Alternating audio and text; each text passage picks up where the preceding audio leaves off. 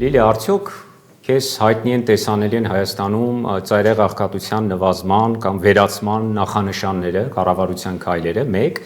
եւ երկրորդ 63 տարեկանը որպես կենսաթոշակային տարիք փաստացի Փաշինյանը չի համարում ճիշտ եւ ուզում է բարձրացնել, այդպիսի քաղաքական կամք ենք մենք տեսնում Փաշինյանից։ Ինչ նախադեպեր կան Վրաստանում, հարևան երկրներում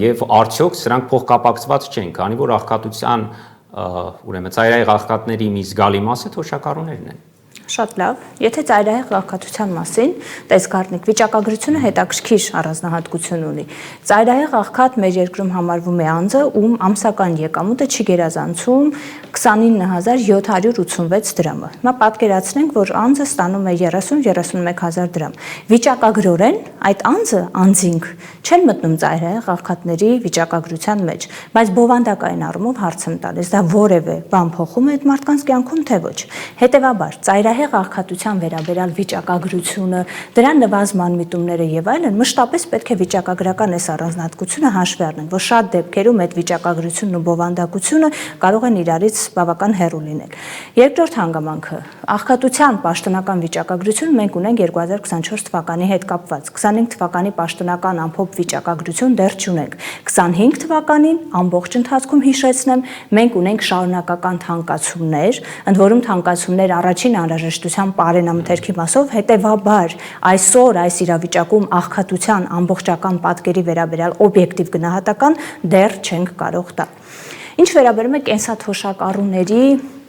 տարիքային շեմի, կենսաթոշակային տարիքային շեմի բարձրացման, առավել եւս դա այդ մեսեջը ունի շարունակություն, որ դա բիզնես սկսելու հրաշալի ժամանակաշրջան է եւ այլն,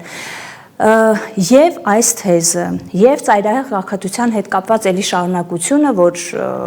այնտեղ նշվում է ծայրահեղ աղքատության դրսևորումների մասին, ես ինքս չեմ ուզում նորից կրկնել դա, բայց նորից այսպես մեղադրանքի սլաքներ ուղղող դեպի բնակչություն, ինչպիսի դրսևորումներ կան, որ այդպիսիք չպիտի լինեն անկախ նրանից այդ մարդիկ ծայրահեղ աղքատ են թե ոչ, կհիշես, ոչ վաղ անցյալում միասին եթերից դուրս քննարկեցինք մի հանգամանք 1.5 միլիարդ դոլարի շրջանառության մասին, նորից մեղադրանք, որ մենք չենք կարողանում օգտվել։ Ընդհանուր առմամբ այս բոլորը եւ այս շարքը շարունակելի է։ Այս բոլորն այն տրամաբանության, այն տրամադրության ներքո են, որ ինչ որտեղ հանրությունն է, որ չի կարողանում օգտվել իրավիճակից։ Կենսաթոշակային տարիքի մեր քաղաքացին է, որ չի կարողանում բիզնես սկսել։ Այսինքն խնդիրը նրանում չէ, որ մարդը թոշակ չի ստանում կամ ցածր թոշակ է ստանում, ոչ համաչափ, այլ խնդիրը նրանում է, որ լավագույն տարիքն է բիզնես սկսելու, բայց քաղաքացին չի կարողանում։ Տես, կուզեի, որ օբյեկտիվ լինեինք եւ հնչած թեզերի մեջ իհարկե կան ճշմարտության էլեմենտներ, հնչած կուզես որպես տեսլական ձևակերպենք, իհարկե կան դրական էլեմենտներ, այդ թվում նույն բիզնեսի ձևավորման համար, որ կենսաթոշակային,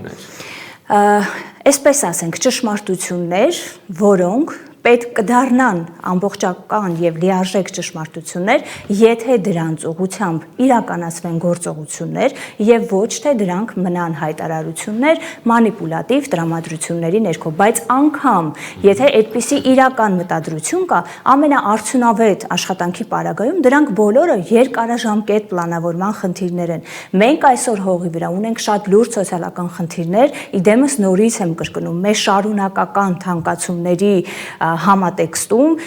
այսօրվա դրությամբ կենսաթոշակառուների իդեմս խնդրի թե որքանով են այդ կենսաթոշակառուները եւ ոչ միայն իրականում մենք ունենք աշխատող աղքատի այսպես ասած պայմանական կատեգորիա ձևավորված որքանով է կարողանում հաղթահարվել գնաճը, որը իսկապես լուրջ սոցիալական խնդիրներ է առաջացրել։ Իդեպ, հավելվածը, որը կներկայացնեմ հաջորդիվ, հենց դրան է վերաբերվում, ցույց տվող հենց առաջին անհրաժեշտության պարենամթերքի գնաճը, ընդ որում շարունակական գնաճը, որի